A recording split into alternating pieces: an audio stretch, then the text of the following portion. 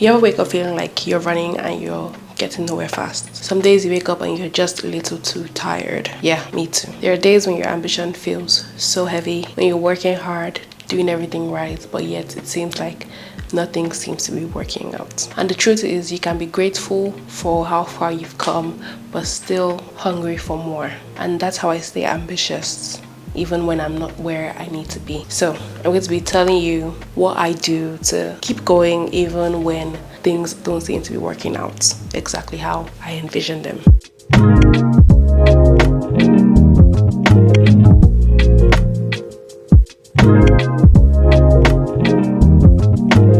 Number one, I remember that growth is invisible before it's obvious. Just like how bodybuilders, when they start building their muscles, first it doesn't look so obvious, but one day it will be. The hardest part about ambition is the silence. The months or years where everything seems like it's so quiet. When you're putting in the work, but there's nothing really you can show for it yet. But just because you can't see it doesn't mean it isn't happening. Like how roots grow on the ground, the progress is underneath the surface, waiting to sprout up. The foundation always forms before the bloom. So whenever I'm tired and I feel stuck, I remind myself that I'm not stuck, I'm just building. Number two, I romanticize the process. So I treat my life like it's a movie. Every setback, every progress, every stumble, every fall, every rise, and every instance basically, it's just a montage of things that would lead up to the eventual success. You can't skip the grind and expect glory.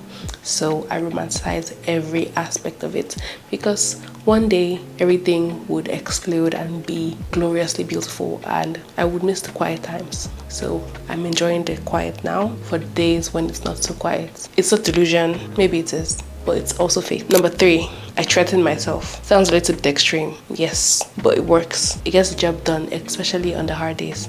I say stuff like, you better get that thing done or you're not going nowhere. So I always like, okay, do this or you're not eating breakfast. Do this or you don't get to watch your favorite show.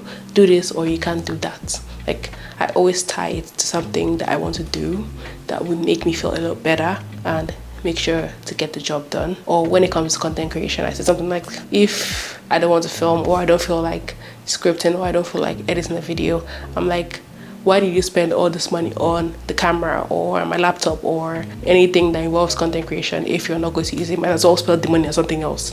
Like, why are you wasting money if you're not going to film the content? Like, that's how I talk to myself in my head sometimes.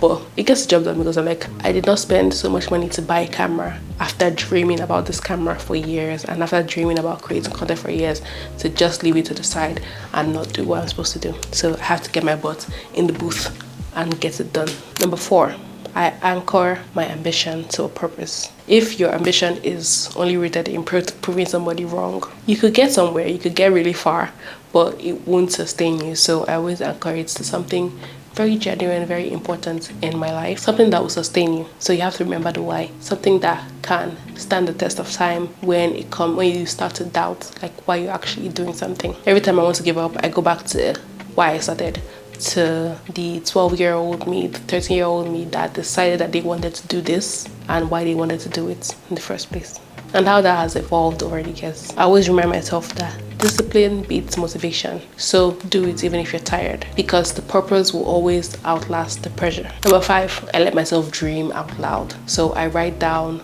my dream, write down in vivid details, whether it's what I see out my window when I wake up in a few years, or where I want to be, like what city, what country, what place do I want to be. Dreaming in vivid detail. What car do I want to drive? Technically, I don't want to drive. I want to be driven around.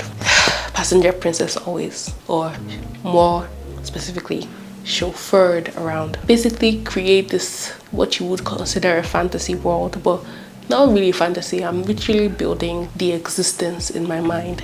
And I always come back to that to remember where I'm actually going, because some days you might forget and you're just like really too tired to do anything. So that would always kick me back into gear, because I know where I want to go and I know what I want to do, and I want to live that kind of life, and me not doing my work is not going to get me there. So dreaming out loud would always help you get back in shape. The truth is, being ambitious while waiting is hard, but the patience is important. I know people say be consistent, but that consistency is only as important as the amount of patience you have, because you can be consistent and give up just before you see the fruits of your labor come to pass, but you have to be patient.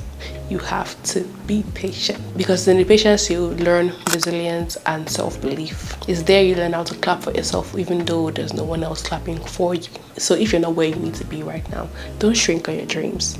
Keep going, because I know you're going to get there. One day you will look around and realize that you finally arrived at what you've been dreaming at. So like, subscribe, leave me a comment, let me know what you think. Anyways, have a great day, have a great life. Until next time, live beautifully. Sarah.